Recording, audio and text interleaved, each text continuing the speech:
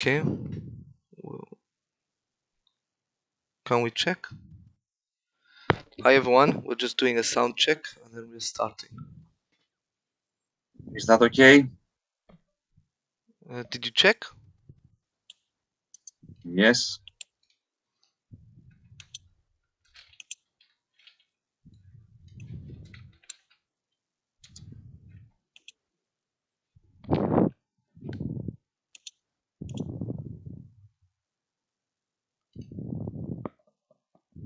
Hello?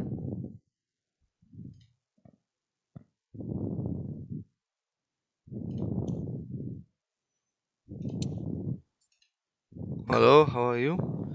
Hi everyone, we're just doing a sound check and then we're starting. Okay, so Twitch είναι καλό το ήχο στο δικό σου, στο YouTube. It's okay. Καλό στο YouTube. Yes. Okay, δεν είμαι squeaky. No, it's okay. Okay, so let's begin. So, hi everyone, welcome to Arbiters-Stream-Episode-19. Hi everyone, Max Gerodopoulos is here, international arbiter and lecturer from Thessaloniki, Greece, social worker. And here in this lecture, 19th episode, we're going to analyze the second part of the anti-cheating regulation, which are in progress from 1st of October 2022. So Mark, you can introduce the 19th episode. Here you are. Yes, we're going to mainly focus on the not on the theoretical part, since theoretical we did 2 weeks ago. We're going to focus mainly on the practical part, how to actually do what we've viewed on the theoretical in practice. But before that, let's look at our introduction video.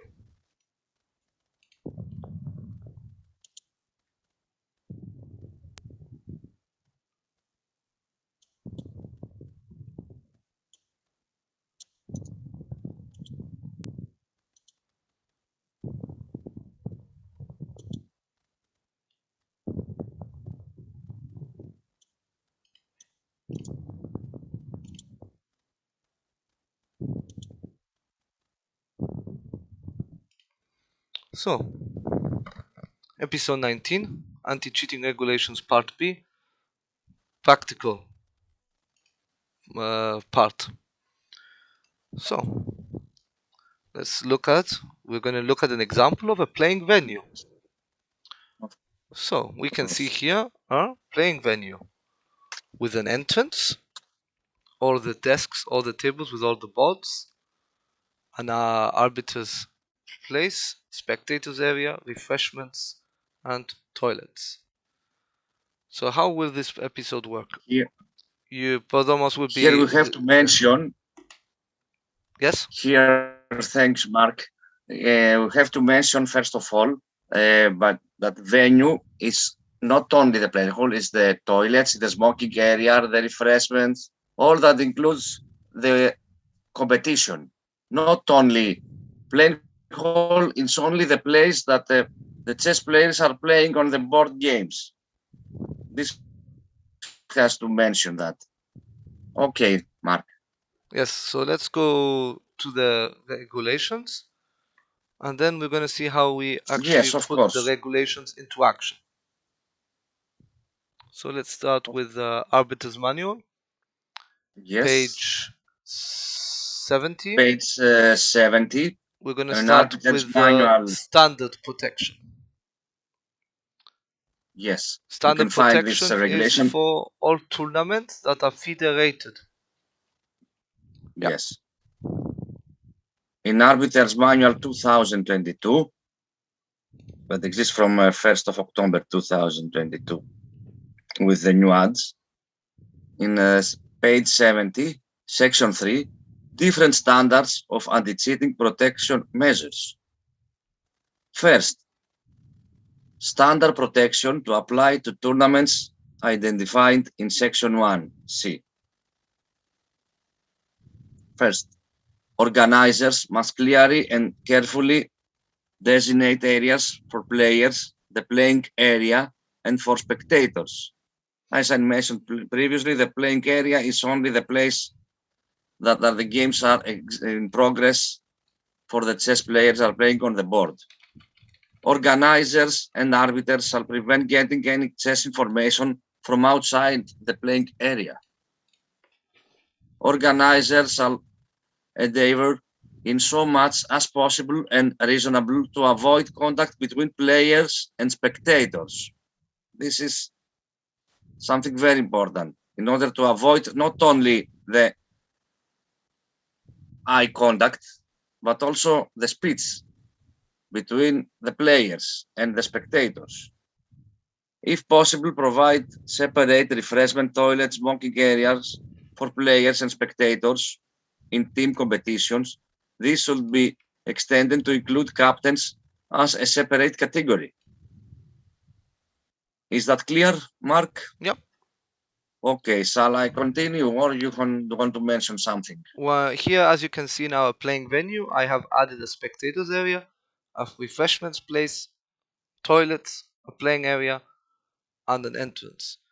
Now, as we can see, we need to also have a what is it called?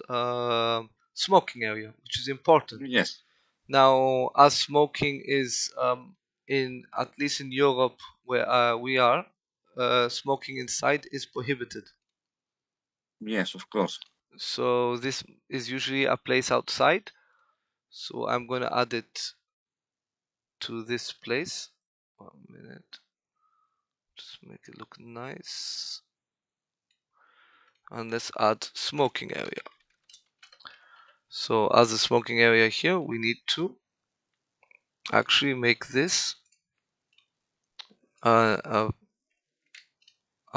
area that is, Yes. According to the regulations, Mark, I want to add yeah, that the smoking area should be organized and should be mentioned from the organizer before the start of the tournament. yes, Not exactly. during the tournament. Yes, that's right. Exactly. That's why the smoking area is already here, because we need to actually start doing this before the tournament begins. Okay, this is very important. Now, whether this is all in one room, this is a different thing. Okay, Yes. let's go continue. Yes, with the second of the standard protection, adopt at least one security measure from Annex A.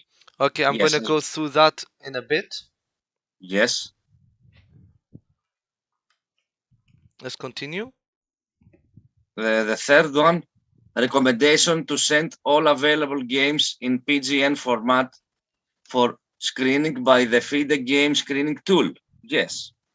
Obligation to send norm-related tournament games in PGN format for screening by the Fide internet-based game screening tool. Exactly. So PGN is recommended to send all of the games. Yes, of course. So if it's Blitz or Rapid, we don't not need to send it. But if it's standard, it is best practice to send it. Let's Yes, for continue. Blitz and Rapid games, only if you have live games with electronic boards. Yeah. Then you have to save them on PGN files. Yes. Let's go to number 4. Number 4, when designing the tournament with the FIDE, qualification organizers are required to confirm that they are in compliance with the anti-cheating prevention measures.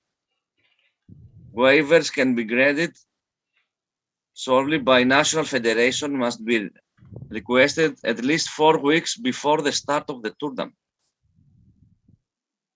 Is that clear? Yeah, this is clear. Yes. And the fifth one, the chief arbiter is encouraged to devise a system for operating random checks during the games. Yes, this is something we will look again in a bit. Yes, of course. We'll examine this in a bit, how this actually looks like. So let's continue with what at least. So we want one security measure from Annex A. So Annex A, the measures are handheld security metal detectors, one or Yes. more additional anti-cheating arbiters, walk-through metal detectors, Yes. automatic electromagnetic screening device for metallic, non-metallic items, and closed-circuit cameras. Now, Yes. closed-circuit cameras is the most controversial one, in my opinion, because this can be illegal in many cases. This one needs to be you need to be very sure that you have the legal right for closed circuit cameras. Also, handheld security metal and jamming devices and walk through metal detectors. You need to make sure you have the necessary legislation to be legal. Like, this is all very important. It says it anyway. And to local laws. You need to follow local laws. It's very important. So, my if it's rapid or blitz, as players are not allowed to go to the toilets or refreshments during the game. During the game, yes. The additional anti-cheating at the Annex A, I would suggest having additional anti-cheating arbiters. Because in a blitz or rapid tournament, collecting mobile phones between rounds is going to delay your tournament a lot. Yes, Yes. Podomos, do you agree? Of course, I agree. So in blitz and rapid, the most effective, this is always my opinion, yes, is to use more additional arbiters to monitor the use of mobile phone during the game. Yes. But you can always have an arbiter. So here you will have arbiters walking around here, checking that players are not using electronic devices during the games. I would suggest one arbiter per 10 players, per 15 players, per 20 players, something like this. 10 players or 10 boards? 10 boards, sorry, 10 boards. 10 boards, yes. Yes, one player per 10 boards. For 20 players, yes. For anti-cheating purposes. Of course. So, let's say it was a standard tournament. I'm going to mainly work on standard rather than rapid blitz. But I'm going to explain what is the difference. So, in a standard tournament, it is best always to put either handheld or another device. So let's put here our checking system. Yes. So before they enter, they need to go through a fair play check. So we have fair play check here. So what fair play check we will do here? Either handheld metal detector, that everyone has to go through handheld metal detector, or we would have a walk-through metal detector if possible. Okay? Yes. Before they enter the playing area, not before they enter the whole thing. Before they enter the playing area. Because from here to here, it's a long way. Okay, once they enter, they should have no electronic devices. So let's go to, this is what we should do before the tournament. So this is before tournament. This is how our venue looks before tournament for category, for the lowest category. Now we go to arbiter actions. What are the arbiter actions doing around? So let's go And to the find first them. type. Yes, the first type. You can find them on page 74 in Arbiter's Manual 2022. The third part is types of arbiter actions. Statistically, results can help arbiters decide which actions to take and not to take before the event of a format complaint. First, unobjective actions are those which ideally are not noticed by players or any specific players. They may include stepped up watch where it is not obvious that a particular player is being watched. the use of silent IF detection equipment, monitoring on a camera, and so on. Consolation in private and referring games for a full test also count as an objective. Okay, so unobtrusive actions, I would consider even this fair play check. Yes. I would I would add in a tournament fair play arbiter here. Remember, we're talking about a tournament that is not high level, yes? Any federated event. So let's add a fair play arbiter here. Okay, 1 minute. Yes. So we have a fair play arbiter sitting here. What is his job? To monitor the entrance and the entry and exit of players from the toilets. And we will also put another fair play arbiter in the smoking area and another fair play arbiter in the refreshments. Yes. These are unobtrusive. Why are they unobtrusive? Because they do not, okay, actually this could be considered obtrusive, because we are all over the place.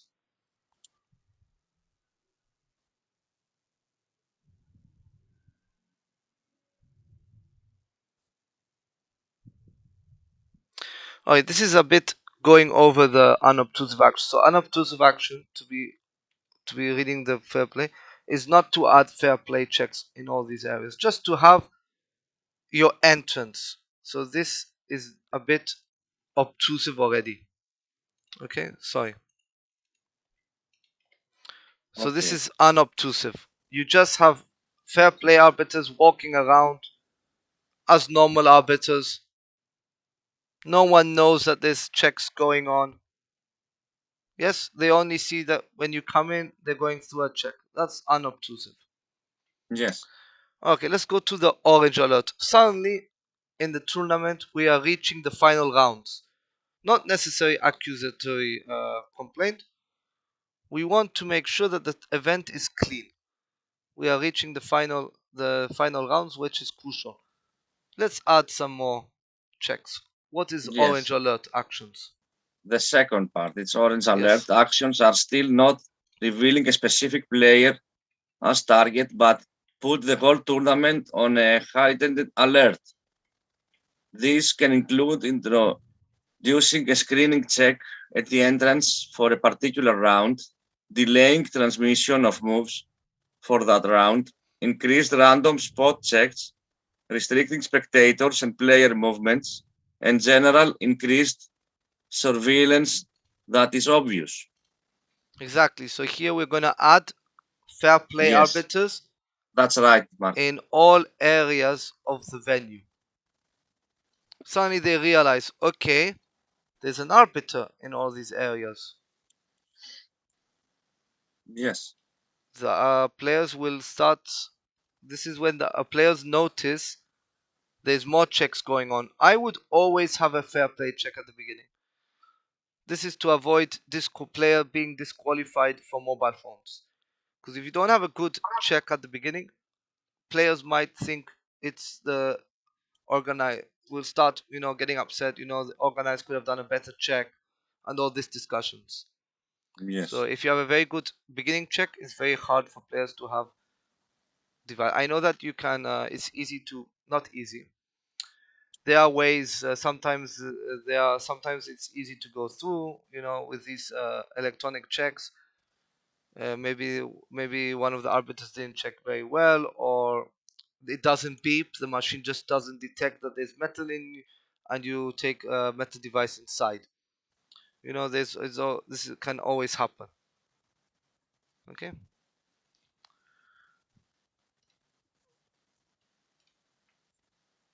this can always happen. Yeah.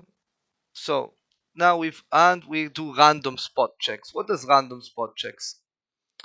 Players suddenly coming back from the toilets.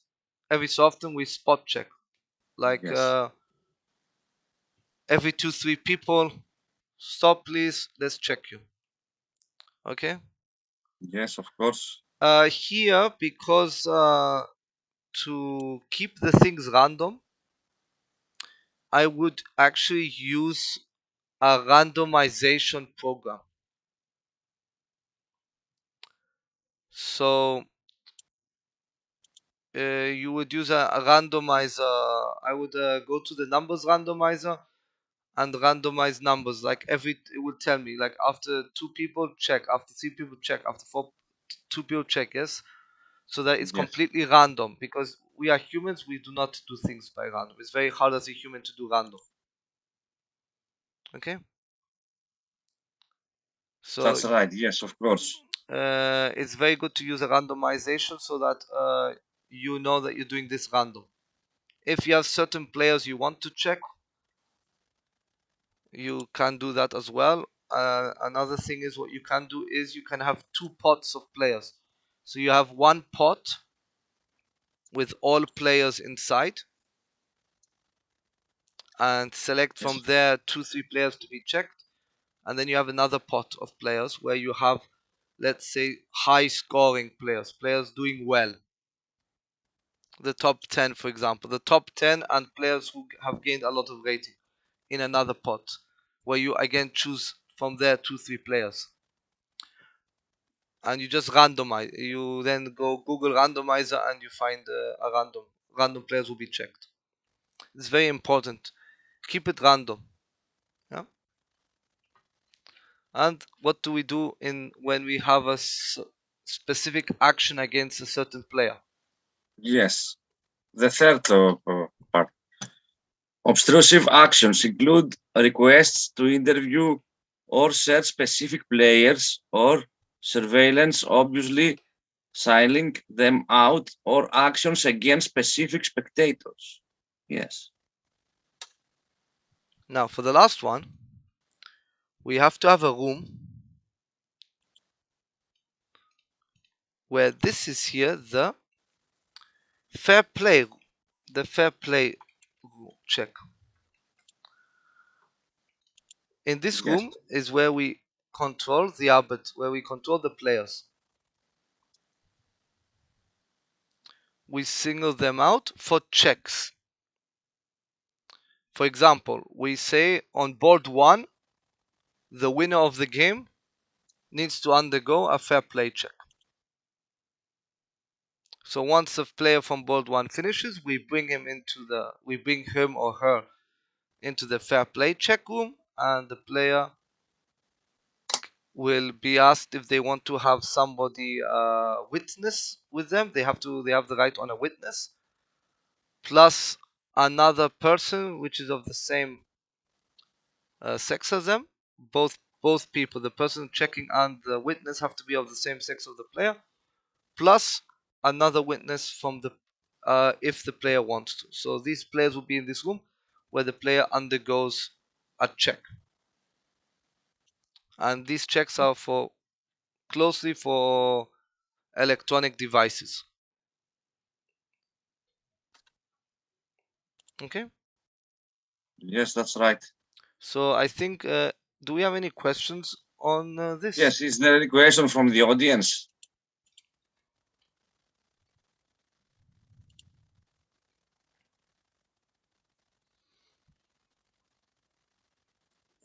Let's change this to fair play room.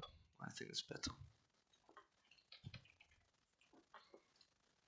Okay, just to continue. Yes, let's go to the B venue. To the not to the B Yes. venue, to the B to the category 2, I think. Increase Increasing protection. protection, about Yes. the increasing protection.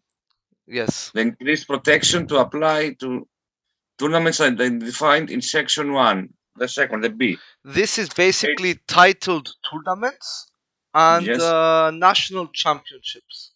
that's right, man. If it's rapid or blitz, I think you can downgrade by one category. So if it's a national rapid championship, you downgrade. Okay, Page let's continue. 70. Yes, the first one. Organizers must clearly and carefully designate areas for players, the playing area, and for spectators. Organizers and arbiters shall prevent getting any chess information from outside the playing area. Organizers shall endeavor in so much as possible and reasonable to avoid contact between players and spectators. If possible, provide separate refreshment toilets, smoking areas for players and spectators in team competitions. This should be extended to include captains as a separate category. Second, do you want to mention something here in No, order to it's the same continue? thing. So we need to have the Oh, playing yes, that's right. hall, Yes, smoking, refreshment, spectators, toilets. very good.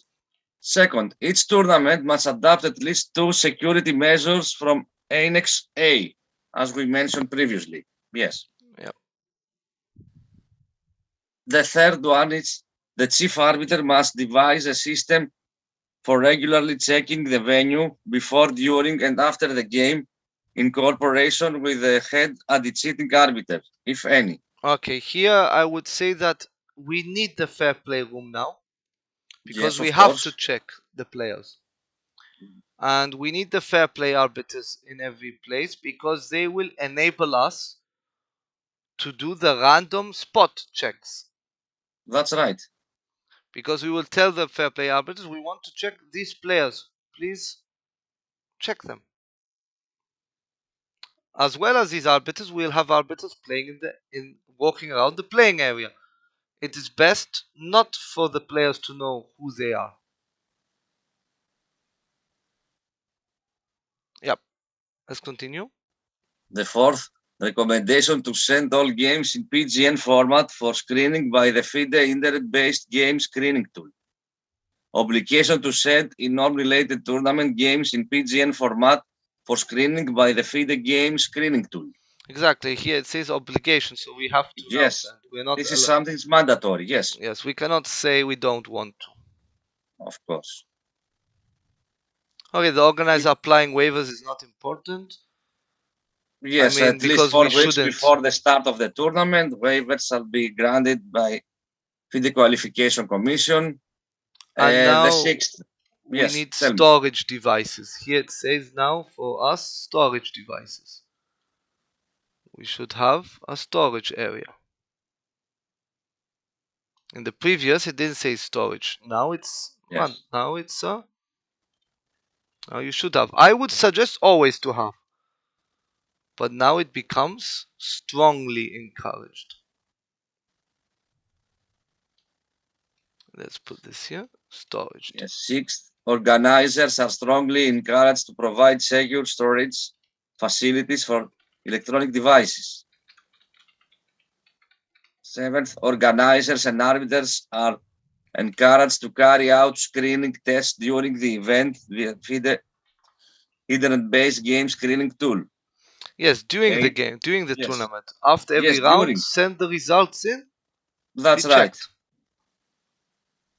8. The chief arbiter is encouraged to devise a system for operating random checks during the game in cooperation with the head cheating arbiter.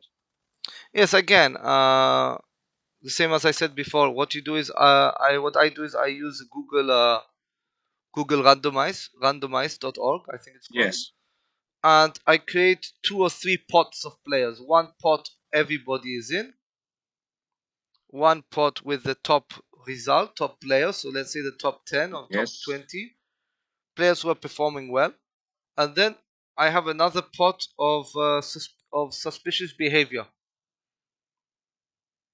Let's say suspicious behavior, not only suspicious behavior, going to the toilets often, going to the refreshments often, something like this, yes, not necessarily suspicion of cheating, just that to protect them. You have to. We also want to protect these players. Yes, we don't want to. It's not only to catch them. We also want to protect their reputations. If a player is doing well and you don't have any, if you don't do anti-cheating checks and a player is doing well, people could start talking, yes, especially if you don't do checks. Yes. This is why checks are very important. Let's continue. Let's continue to the arbiter actions. Yes. Do you want to? We mentioned the arbiter's action. Just I a think minute. there's not much to say again here. Yes. Because the unobtrusive actions are not really unobtrusive much anymore, because we are running fair play checks in all areas, since this is a titled tournament. So basically the tournament is already in orange alert, because it's a titled tournament. It cannot be not orange alert. Yes. Also, if you want to mention the maximum protection, the third. Yes, the obtrusive actions is where you, like the chess Olympiad, which is actually a high yes, it's good for the audience to mention that. Yes, players are requested. Certain players are asked to go devices and many other things. into the fair play room for 71. Checks. Yes. The 3 maximum protection to apply to tournaments identified in section 1A. The first one. Organizers must clearly and carefully designate areas for players, the playing area, and for spectators. Organizers and arbiters shall prevent getting any chess information from outside the playing area. Organizers shall endeavor in so much as possible and reasonable to avoid contact between players and spectators. Again, if this possible, is here with our rooms again. Yes, the here, same things. Now, in the top category, I would prevent the players from being contact, yes? Yes. If possible, provide separate refreshments, toilets, smoking areas for players and spectators. In team competitions, this should be extended to include captains as a separate category. Yes. The second one, watches, pens, and other writing devices containing metal are not allowed in the playing area. All electronic devices include watches and pens also. However, these items can be stored in the facilities under the fifth below. Each tournament must adopt at least 2 security measures from Annex A. Additional security in the form of fair play certified metal detectors, X-ray machines, scanners, manned by qualified security staff, subject to applicable restrictions in each individual jurisdiction. Again, so they want strongly recommended. So they want 2 Annex A plus the plus the scanning at the beginning. So we're going to go through that again later. So also the arbiter should be educated to how to in use order it. to make these actions. Yes. And to continue the third one, the chief arbiter must devise a system for regularly checking the venue before, during, and after the game, in cooperation with the head anti-cheating arbiter, if any. Fourth, obligation to send in all available tournament games in PGN format for screening by the Fide game screening tool. For rapid and blitz events, the requirement is downgraded to a recommendation. Fifth, organizers are required to identify the anti-cheating measures used when registering the tournament with the Fide Qualification Commission.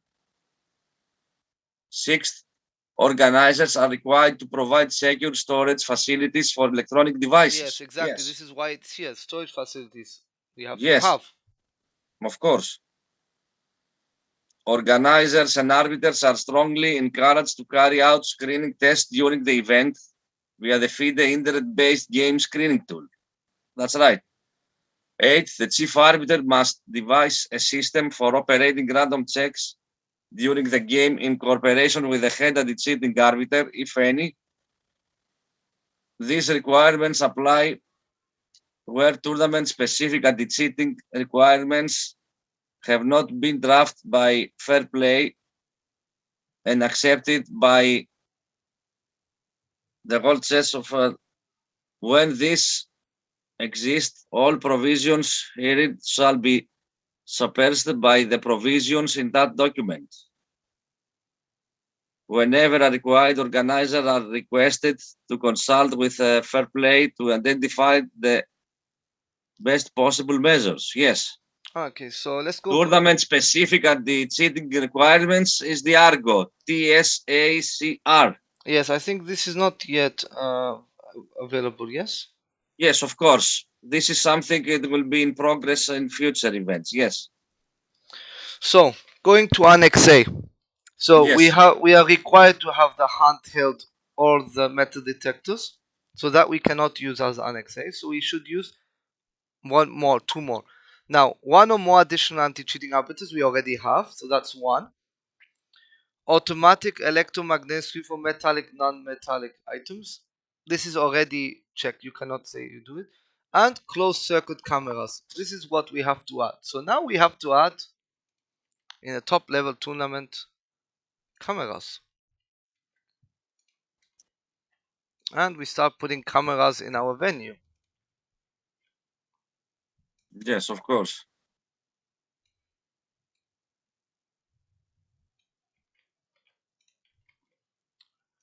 You may ask why cameras?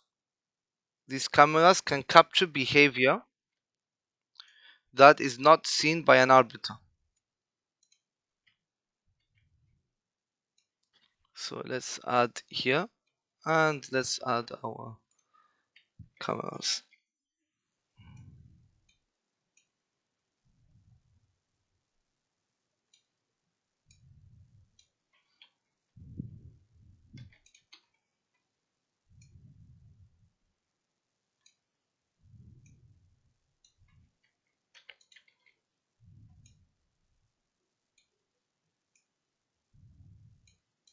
So we'll just do this here. Yes, of course. Closed circuit cameras here. Closed circuit means that nobody can actually see it. Yes, invisible places. CCTV cameras, yes. Yes, that's right. So it's not available. They are closed circuit so that not everybody can access it. It's very important. You don't access should be only for certain people. Otherwise it can be abused.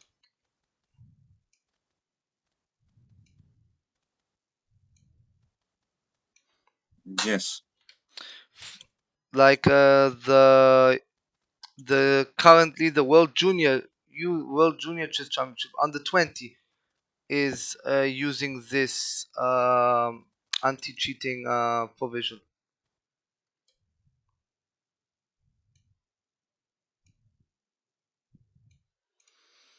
They're using the closed circuit cameras for checks. Yes. Okay, so here we have now a top level tournament, and of course, players after games, a randomization of players after games are required to go to the fair play room and get checked again for devices. This is something that I have first-hand experience in an Olympiad, where I was an arbiter and a team captain.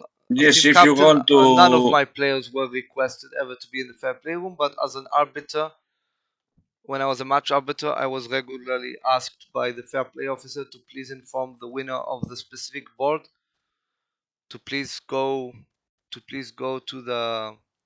I had to wait for the fair play arbiter to arrive, then send the player with the fair play arbiter straight to the fair play room for a fair play check. The reason I'm calling it fair play check is because I think this is the best method of explaining what this is. Yeah. Yes, of course. So with this, we've seen how all this is actually placed in the tool in a game in a playing how the playing venue looks. Yes. at different aspects of anti-cheating conditions.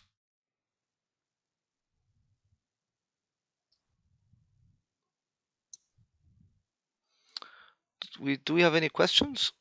Yes. Is there a question from the audience? I hope everyone enjoyed this type of stream today, where it was Yes. more It was a different technical. guide and not very common, but very useful for the arbiters.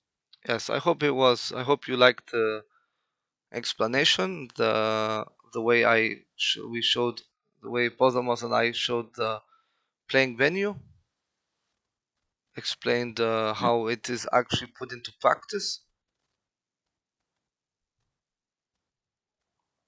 I think that was we covered the technical Yes, we aspects. cover all the topic, all the tasks, and this is good for specific arbiters who are doing the anti-cheating job in every competition. And this is something very useful for them, this episode. Yes. Also, maybe it's good in a future episode to analyze what happened if we have two playing halls in a venue. Yes, two playing halls is even more complicated. Like a hotel with big playing halls, big rooms, or an Olympiad that you have 2 or 3 spaces for the competition, let's say. Yes. It I will think be the very last. useful to analyze like a diagram like this in a future episode. Yes. I What are the actions there? How we should be prepared for such a competition? yeah.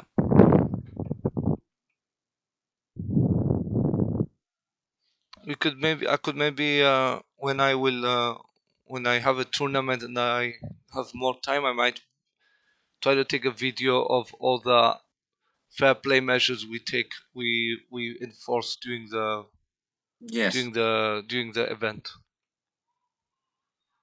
But I don't think we will have any championships until I have a championship in December. 11th of December we will play in the European Cities Championship. yes, We were the first city to register.